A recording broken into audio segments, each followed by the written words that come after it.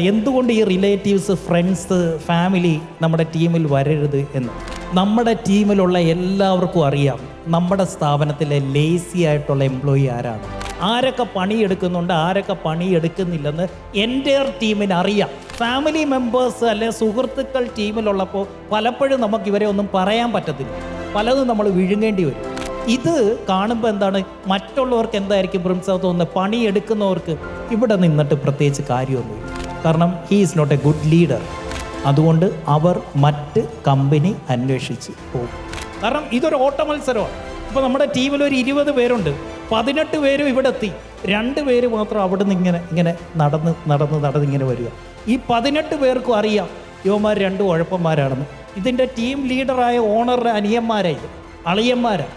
അനിയനേക്കാൾ ഡേഞ്ചറാണ് അളിയൻ, അതിനേക്കാൾ ഡേഞ്ചർ അമ്മായിയപ്പൻ.